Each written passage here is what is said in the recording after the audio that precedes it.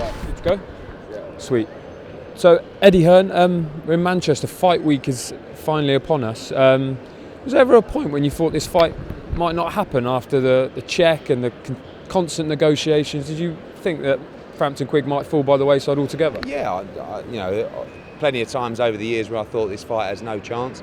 I think when it was signed and people saw the response, generally, I think everyone's committed to the fight. And to be honest, there's been nothing in the build-up. I mean, injuries, I know sometimes are kept quiet from the other side, but we have heard nothing. No doubts, no worries. Everything's been fairly straightforward. And now we're a couple of days away from a night that I think will go down in history. I think the atmosphere is something that's been underplayed a little bit in the build-up. I think we'll never, ever experience an atmosphere like we will see on Saturday night because, you've got two countries, effectively, in England and Ireland. You've got some very passionate fans. You've got plenty of anticipation. In a fight where even the strongest of supporters from each fighter must have that little bit of doubt in their mind as to what is going to unfold at the Manchester Arena on Saturday. And two little men as well, which is obviously unusual to come down this low to super bantamweight, especially a pay-per-view fight in this country. But it's unusual to see, these guys are breaking records on purses, probably in the history of the division. I think I say that quite confidently because I can't see, and I know there's been some super fights in the past, but even the purses are non-comparable. So it's great for them, and it just shows that really, I know heavyweights are always going to be the big draw, but I think that these smaller weights are just as exciting. But it takes something special to be in a fight of this magnitude in the super bantamweight division. I'm talking about box office event, I'm talking about 20,000 crowd, etc., etc. So, I think it's a testament to both fighters and really where the sport has come, and probably the fact that the timing is right. We could have done this fight for the British title 4 years ago. So, I think everybody's got it right, and good luck to both fighters. Whoever wins is going to be financially secure for life. I know that fans don't really care about that, but I do, and that's part of my job. So that's pleasing, and now I just can't wait for the fight to unfold. It does go to show, doesn't it, that sometimes the marinade of a fight can really pay off. This is, a case in point, really. Yeah, marinade, I like that word. I'm going to use that at the press conference. Sometimes it works, sometimes it doesn't. A good example is we could have made George Groves against James DeGale last year for the world title in a 50-50. Both fighters said no, we'll wait till we're both world champions. One won and one didn't. So that fight looks like it's dead now, forever. So, well, maybe. But I think that's, I think you just got to get lucky. And the fact is that both these guys were good enough to stay unbeaten. Both these guys were good enough to win world titles. But that's why it's a one-off, because it's not going to happen very often. I think twice in 23 years previously there's been a unification fight between Brits. And but not very often where they're really two of the top fighters in the world as well. And that's what these guys are. Obviously the negotiations and the presses as well have been kind of a bit fractious between the two camps. Maybe not so much the fighters, but certainly between you and Barry and Shane and Joe. Do you expect some fireworks during this fight week, particularly with the two guys presumably kind of tight on the weight as it gets down closer to Friday? Yeah, I think it'll be very fire at the weigh-in. We're expecting about 6,000 in the arena on Friday, which is again unheard of, and they will come together and it will be lively. From my side, I'll try and wind them up a little bit. I quite like them, but I like to just have fun. And I think Joe Gallagher's going to go in big time, as he will. And I think the press conference on Thursday, you'll see Joe have one of his standard rants that will last about 5 minutes. Shane's always got plenty to say for himself. Barry's been quite quiet. I think there's a lot of pressure on, I think Barry feels the pressure in this fight. I think he knows how good Scott Quigg is. And this is his little, baby, if you like, that he's nurtured and, breastfed, not literally, but into a position that he's in now for these super fights. And, I think he'll be very, very nervous on the fight. And you're bound to see some kind of controversy. Whether it's someone winning and celebrating and someone has the ump, or I don't know. It's just there's too much on the line for it all to play out smoothly. So I'm excited, and this is why we're in the sport, because these are the kind of nights where you want to feel the emotion, you want to feel the passion, You want to feel your heart beating through your shirt, and it means something. It means something to us, you know, as the teams, and also to all the people in that arena as well, and people at home. Tell us about the ring. Obviously, we've heard in the build-up that Team Frampton requested the biggest possible ring. Is that true? No, the ring is 20 foot inside the ropes. There's bigger rings, but it's a medium-sized ring, if you want. We were quite happy with that.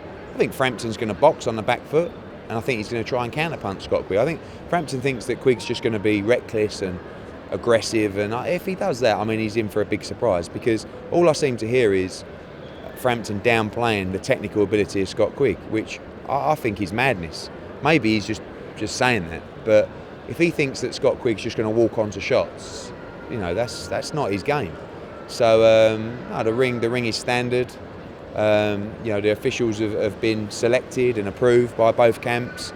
We all know what gloves people are using. I'm trying to think of anything else that could cause controversy on the night. I don't know about the spongy canvas. We'll have to see what Mr. Goodall puts in. But I don't anticipate any problems. I just anticipate a lot of passion from both teams and both camps. And I think fans will get an interesting few days. You know, definitely at the press conference and definitely at the weigh-in. I think it's going to be very explosive. So you can confirm ref and officials, all that's sorted, because there was some question that might still be to be kind of discussed. Yeah, Barry McGuigan wanted effectively neutral referees, and those guys from America. I wanted some representative from the British Boxing Board of Control, so we have a British ref and we have 2 American judges and American ref in Ernie Sharif, who's very experienced. And in the ring? Yeah, and we've looked at all those guys and we're happy. I mean, I have faith in the IBF and the WBA who have selected the officials, and also I don't think it's going 12 rounds. So I think sometimes when the officials are British and they're so close to the fight, there's that little bit of added pressure. Like an American ref can come over and perhaps not perceive how big this event is and how much it means to each nation. So I think that's, you know, Barry's sort of thoughts behind it. And no one likes controversy in these kind of fights. You know, we've seen it before. Sometimes it just happens, and it's a tough job being the referee in this fight. But I'm happy, Scott's happy, Carl's happy, Barry's happy, and that's another hurdle overcome with a few days to go. Surely the argument being an American ref would not be influenced by any of the kind of, you know, what the carry-on that we've had about this fight for, what, as you say, years. Well, there's everything, isn't there? You know, I mean, I think Barry's argument was, Eddie does 24 shows a year, so, you know, he's perceived to be powerful in British boxing, and my argument is, well, you're perceived to be a legend of British boxing, so the ref might see Barry McGuigan and say, subconsciously. I mean, you know, there's nothing corrupt about it, but these kind of things play on people's mind, especially from the team. So I'm happy. You know, if it was 3 British officials and a British ref, we wouldn't have complained. If it's neutral, we're not going to complain. You know, we don't feel as though, as long as we feel they're competent, which we are, the IBF's top judges and WBA's top judges as well, and referees. So we're happy.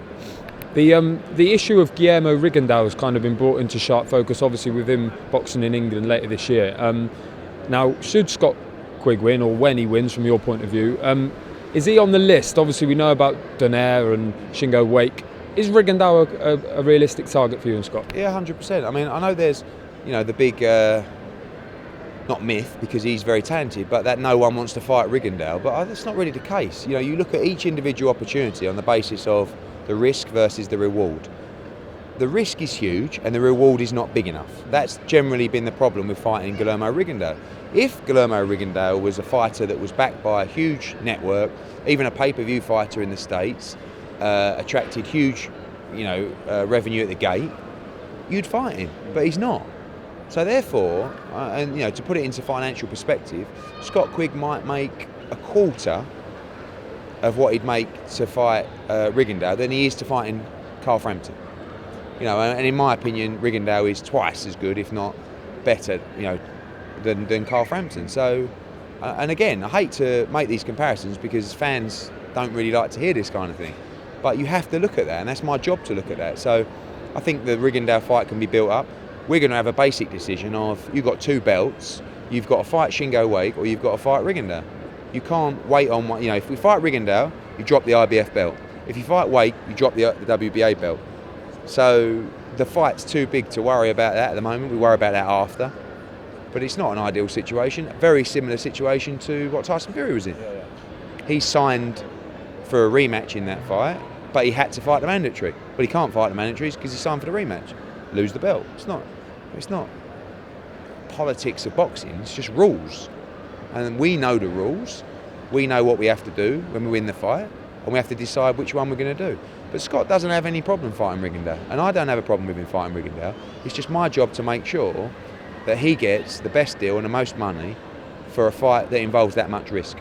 But if you say you take off your financial hat and your accountant hat and just look at it from a purely boxing point of view, as a boxing fan yourself, you know that if Scott Quigg was to beat Rigondeaux, perceived to be in pound for pound top 10, whoever beats him is the number one in the division, goes straight into those rankings pound for pound. Do you understand from that point of view that, financially it might not be great and the risk's massive, but if you were to beat Rigondeaux, especially Scott Quigg, what it would do for it? Yeah, and I think it's important, and don't get me wrong, it's not money, it's about being the best as well. But you can't ignore that side, and fighters aren't pieces of meat that you just say as a promoter, well, I want you to fight Rigondeaux, and that's really good for me because I want you to fight the best. So get in there for a couple of $100,000 and off you go. It doesn't work like that. These people have advisors, they have their own brains, and that brain is telling them, you want me to fight Rigondeaux, how much money am I getting? Of course Scott Quigg wants to be the best, and actually he's not driven by money, and he hasn't asked once how much he'll make in this fight, and the answer is a hell of a lot. But there has to be a line, and Scott Quigg wants to be the best, he wants to fight the best. I disagree with your comment about beating Rigondeaux, because this fight has far more profile than Rigondeaux's ever had. Don't get me wrong, the hardcores and the boxing fans perceive Rigondeaux to be pound for pound. Outside of that, you could walk around here and or up and down Manchester and ask people who Guillermo Rigondeaux was, and I don't think many are going to give you the correct answer. Wonderful fighter, huge talent, but again, I hate to bore you, we do have to look at these kind of things. And but Quigg has no problem fighting Rigondeaux. And listen, maybe he boxes in England and that fight gets bigger, but we have to do one or the other. So if we fight Shingo Wake for the IBF, well, apparently we're ducking Rigondeaux. And if we fight Rigondeaux, well, we're heroes. But if we do fight Rigondeaux, it'll be for the right price.